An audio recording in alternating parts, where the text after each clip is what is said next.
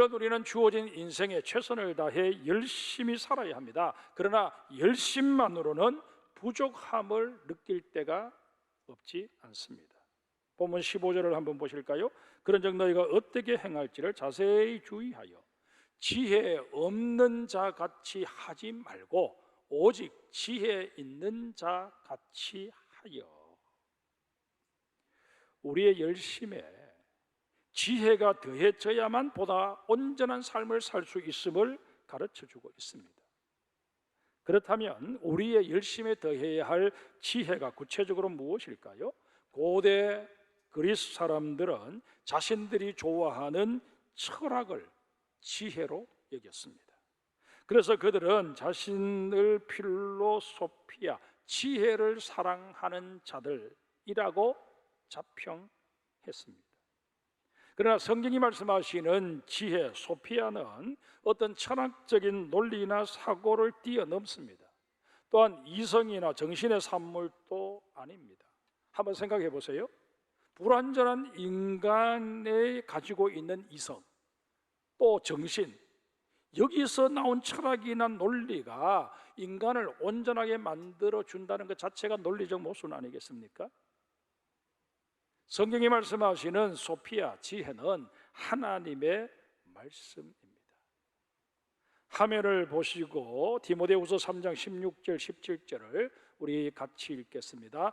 모든 성경은 하나님의 감동으로 된 것으로 교훈과 책망과 바르게 함과 의로 교육하기에 유익하니 이는 하나님의 사람으로 온전하게 하며 모든 선한 일을 행할 능력을 갖추게 하려 함이라.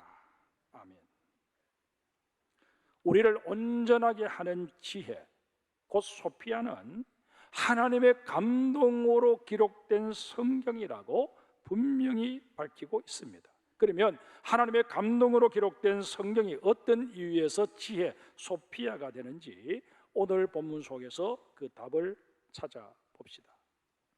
첫째, 성경은 우리가 세월을 아끼도록 깨우쳐 주기 때문에 지혜가 된다는 것입니다. 본문 16절 같이 읽습니다. 세월을 아끼라, 때가 악하니라.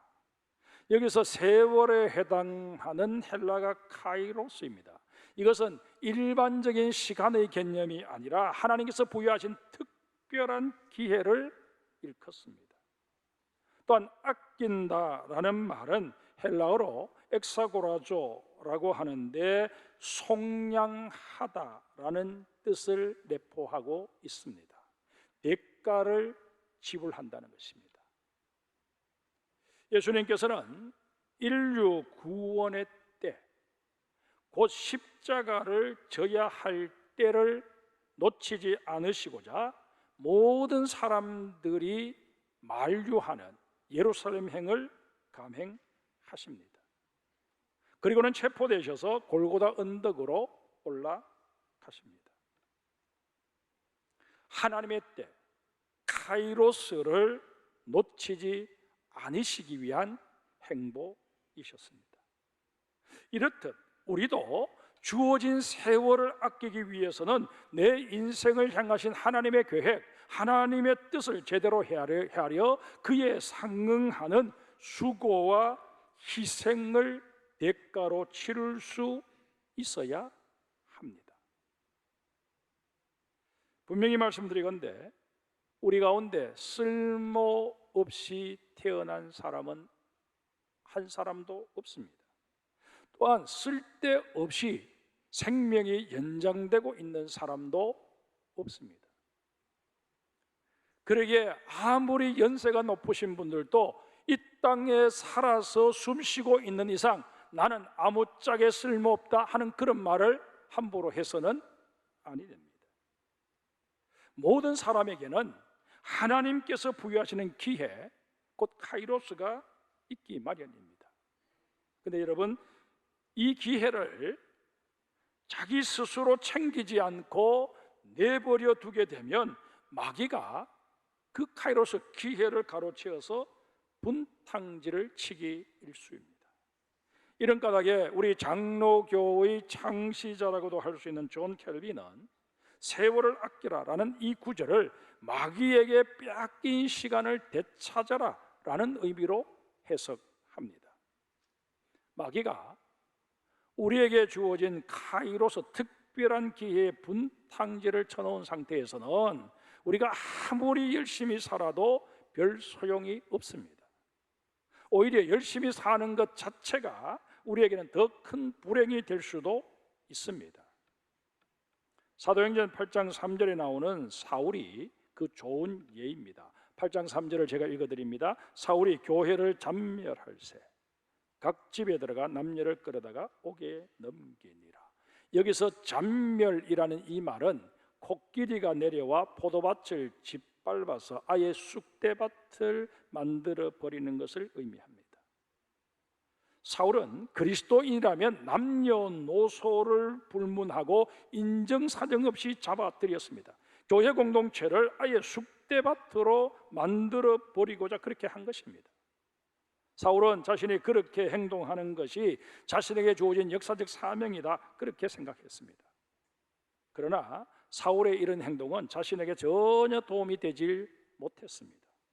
사도행전 26장 14절에 기록된 예수님의 말씀처럼 사울은 이런 지혜롭지 못한 처신으로 인해 우리 주님을 박해하는 결과를 낳았을 뿐만 아니라 본인에게도 뒷발질로 가시채를 걷어차는 그런 꼴이 되고 말았습니다. 여러분, 가시채를 발로 걷어차면 어떻게 될까요? 가시에 발이 찔려서 화들짝 놀랄 만큼 고통이 가해질 것입니다. 이런 까닭에 예수님께서는 그 누구를 위해서가 아니라 바로 사울 본인을 위해서 그 잘못된 열심에 제동을 걸어 주십니다. 주님이 사울에게 말씀하십니다. 사울아, 사울아, 내가 어찌하여 나를 박해하느냐.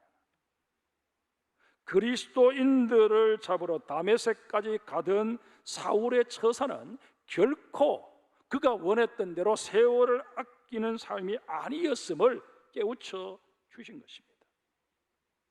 성도 여러분, 어떻게 하는 것이 세월을 아끼는 비결일까요? 본문 17절에 그 답이 있습니다. 그러므로 어리석은 자가 되지 말고 오직 주의 뜻이 무엇인가 이해하라. 마귀에게 뺏겨버린 우리의 시간을 다시 대가를 치르고 사서 하나님의 뜻대로 사용할 수 있으려면 무엇보다도 나를 향하신 하나님의 뜻이 무엇인지 잘 이해해야 한다는 말씀입니다. 리 워렌 목사가 쓴 목적이 이끄는 삶이라는 책을 기억하실 것입니다. 이 책에 보면 우리를 향하신 하나님의 목적 내지는 뜻이 5가지로 설명되어 있습니다. 첫 번째는 우리는 하나님의 기쁨을 위해 계획된 만큼 온전한 예배자가 되어야 한다는 것입니다. 두 번째는 우리는 하나님의 가족으로 태어난 만큼 믿음의 큰 가정인 교회 공동체를 가꾸고 지켜내어야 한다는 것입니다. 세 번째는 그리스도를 닮도록 우리가 창조된 만큼 말씀으로 시험을 이기고 영적인 성장을 거듭해야 한다는 것입니다. 네 번째는 우리가 하나님을 섬기기 위해 지금의 모습으로 지음을 받은 만큼 내 모습 이대로 종과 같이 이웃을 섬길 수 있어야 한다는 것입니다. 그리고 5번째로 우리는 복음 전파의 사명을 위해 지음을 받은 만큼 월드 크리스천의 비전을 품고 이 땅에 하나님 나라를 확장해 가야 한다는 것입니다. 우리는 하나님께서 주신 이런 5가지 목적을 제대로 이해함으로써 내게 주어진 시간을 아낄 수 있어야 합니다. 우리 그런 말을 흔히 하지 않습니까?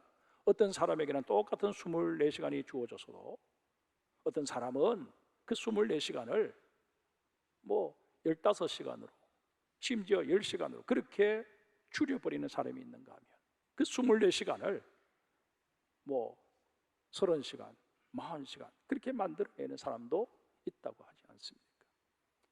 정말 여러분, 우리에게 주어진 정말 하나님이 주신 기회를 잘 선용함으로 말미암아 세월을 아끼고 하나님의 기쁨이 되는 그런 우리 장성의 모든 성도들이 되시기를 주의 이름으로 축복합니다.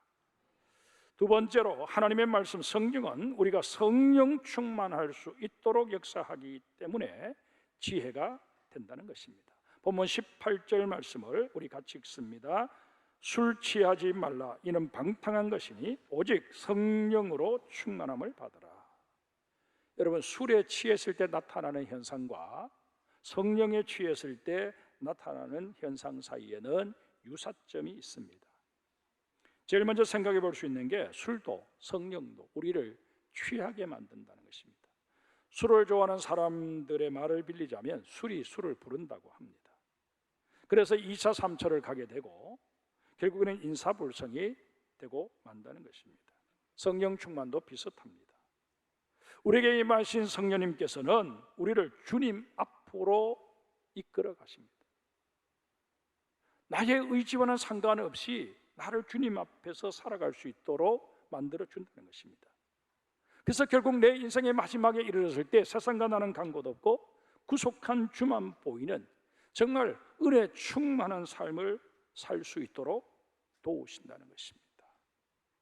이게 바로 성령에 취해 사는 삶입니다. 다음으로 술도 성령님도 우리를 사로잡아 버린다는 것입니다. 처음에는 사람이 술을 마십니다. 그러나 나중에는 술이 사람을 마셔버립니다. 그래서 이성과 인격이 다 마비되어 버립니다. 성령님도 마찬가지입니다. 처음에는 내가 성령님이 임하시길 사모합니다. 다분히 의지적인 노력이 동원된다는 것입니다. 그러나 성령님께서 임하셔서 나를 사로잡고 이끌어 가시게 되면 그 다음부터는 나의 의지나 나의 노력은 더 이상 의미를 갖지 못합니다. 성령님께서 나를 온전히 사로잡아서 성령의 뜻 가운데 이끌어 가시기 때문입니다. 또 하나 공통점은 술도 성령님도 노래를 부르게 한다는 것입니다. 간혹 보면 술에 취해서 골목에서 고래고래 노래를 부르는 사람들이 있습니다. 그런데 그들이 부르는 노래는 대부분 자신의 신세를 한탄하는 내용입니다. 술기운을 빌어서 울분을 토해내는 것입니다. 그러나 성령님께서는 창조주 하나님을 찬송하게 하십니다. 또한 예수 그리스도의 은총을 노래하게 하십니다. 술 취한 자처럼 울분을 토해내는 게 아니라 주님의 은혜와 사랑을 노래함으로써 감사와 기쁨을 표현하게 하신다는 것입니다. 한 가지만 더 언급한다면 겁이 없어집니다. 술독에 빠졌다가 나온 생쥐가 고양이를 만나게 되었습니다. 그 고양이를 향해서 그 생쥐가 뭐라고 할 것 같습니까? 야, 오늘 너 죽어볼래? 그렇게 말한다는 것입니다. 술기운에 겁을 상실한 것입니다. 그런데 성령님께서도 우리 속에 잠재해 있는 두려움을 불식시켜 주십니다. 사도행전 2장에 보면 오순절에 성령님이 강림하시자 제자들이 예루살렘 거리로 뛰쳐나와서 복음을 선포하게 됩니다.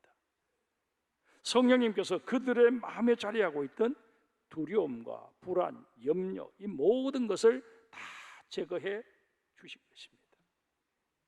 사랑하는 성도 여러분, 성령의 세술에 취하여 하나님의 이름을 높이며 내게 주어진 삶을 담대하게 살아가는 하나님의 사람들이 되시기를 주의 이름으로 축복합니다.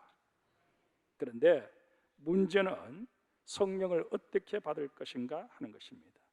성경에 보면 성령님께서 우리에게 임하시는 방법이 아주 다양합니다. 그런데 그 중에서 가장 권장할 만한 방법이 바로 말씀 경청입니다. 사도행전 10장에 보면 로마의 백부장 고넬료가 베드로를 자기 집에 초청한 후에 자기 가족들, 친족들 그리고 친구들을 다 불러 모아서 함께 말씀을 듣는 장면이 나옵니다. 그때 베드로의 설교를 경청하던 그 모든 사람들에게 성령님이 임하십니다.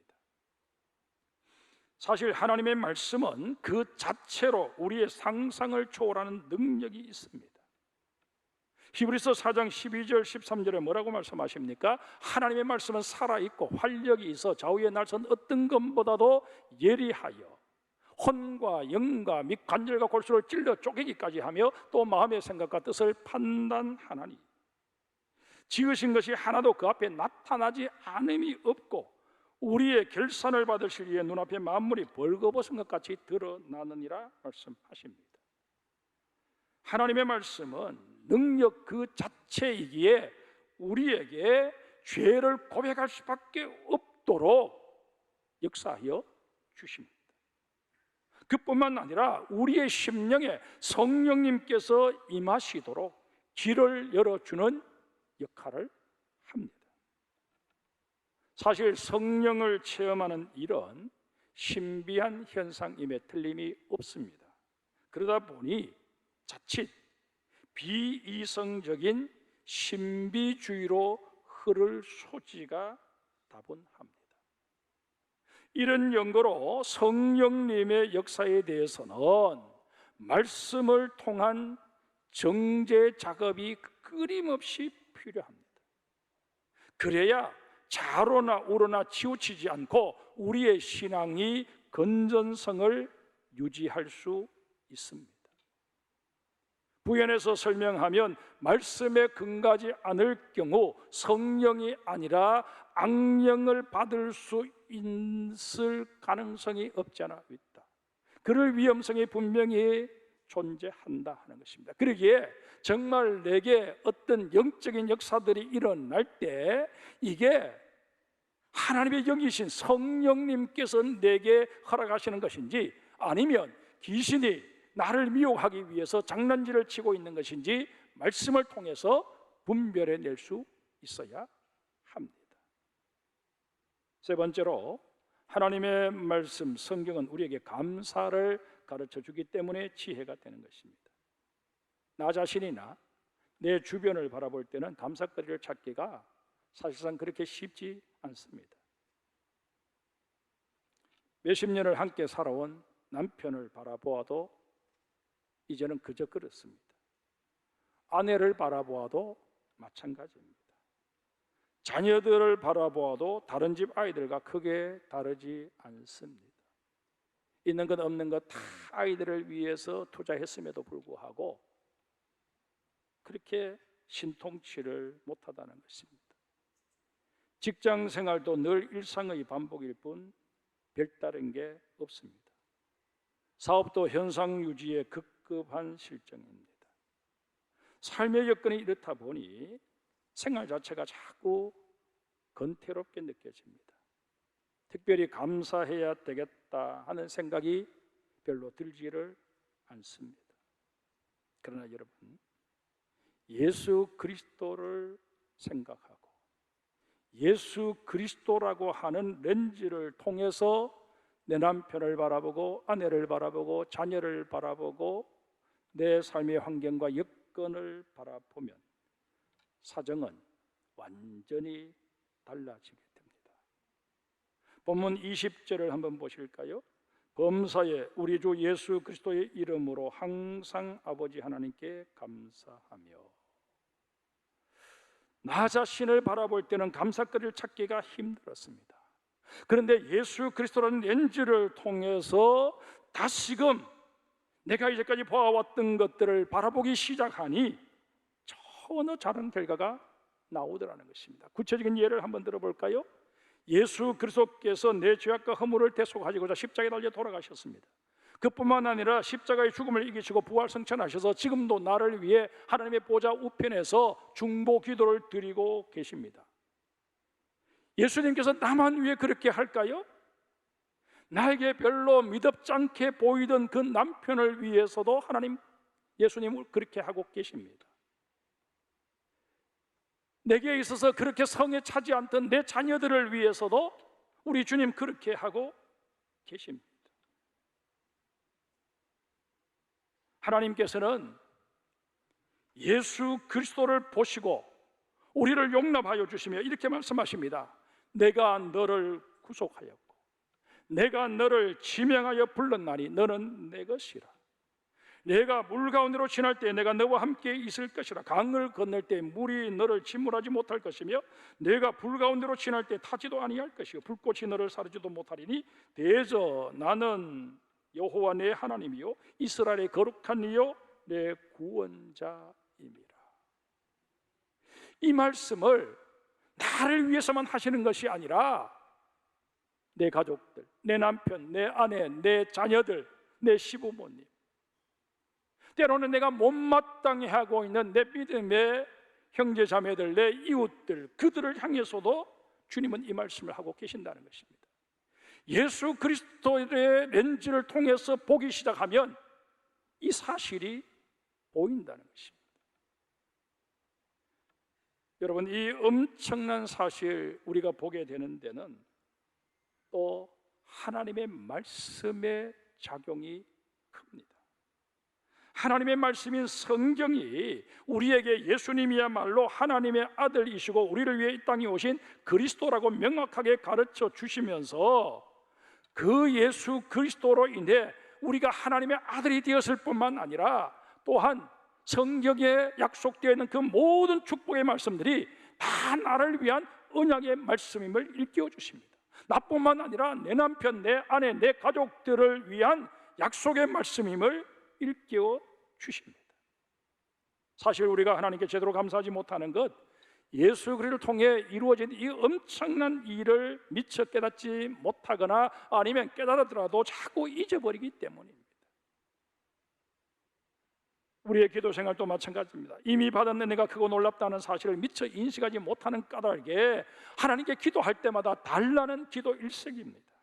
성경은 이런 우리의 잘못된 신앙 패턴을 수정시켜 주시며 이제는 변하여 감사가 넘치는 기도 생활이 될 수 있도록 만들어 주기에 소피아, 지혜가 된다는 것입니다. 사랑하는 성도 여러분, 정말 하나님의 말씀이 우리에게 깨우쳐 주는 대로 그리스도의 렌즈를 통해서 모든 것들을 바라볼 수 있는 믿음의 안목을 가진 그런 주의 백성들이 되실 수 있기를 주님의 이름으로 축복합니다. 말씀을 정리합니다. 영국은 빅토리아 여왕이 다스리던 때가 전성기였습니다. 그 시절에 영국을 일컬어 해가 지지 않는 나라라고 말하지 않았습니까? 그런데 이 빅토리아 여왕이 왕후로 추대될 때의 일화입니다. 자신이 왕후로 추대되게 되었다 하는 사실을 전해 듣게 된 빅토리아는 곧바로 무릎을 꿇고 이렇게 기도했다고 합니다. 주여, 내가 왕이 되면 하나님의 말씀대로만 정치하게 하옵소서. 그녀는 모든 복잡한 정치적 사안들을 해결해 감에 있어서 늘 하나님의 말씀 속에서 지혜를 구했습니다. 한 번은 이런 빅토리아 여왕을 인도의 왕자가 찾아왔습니다. 그가 여왕을 아련하고 배움을 청했습니다. 여왕이시여, 여왕처럼 나라를 잘 다스릴 수 있으려면 어떻게 해야 할까요? 그 비결을 좀 가르쳐 주십시오. 그러자 빅토리아 여왕은 자신이 늘 가까이 두고 읽던 성경책을 보여주며 이게 바로 그 비결입니다 라고 대답해 주었다고 합니다. 사랑하는 성도 여러분, 하나님의 말씀이 바로 우리 삶의 지혜입니다. 하나님의 말씀으로 내 발의 등을 삼고 내 길의 빛을 삼는 자, 그가 바로 지혜자입니다. 지난 상반기를 지내오면서 혹 이런저런 일들로 또 바쁘다는 핑계로 성경 읽기에 소홀하셨다면 이제 후반기에라도 다시 성경 읽기 운동에 동참하시기를 간곡히 부탁을 드립니다. 말씀을 통해 예수 그리스도의 은혜를 깨닫고 감사를 회복하는 우리 장성 공동체가 되었으면 좋겠습니다. 거듭 말씀드립니다. 말씀은 지혜입니다. 이 말씀을 통해서 여러분의 인생에 모든 필요한 것들을 하나 둘씩 얻어내시되 이 말씀의 지혜로 세월을 아낍시다. 이 말씀의 지혜로 성경 충만을 누리며 삽시다. 이 말씀의 지혜로 감사를 회복하며 살아가십시다.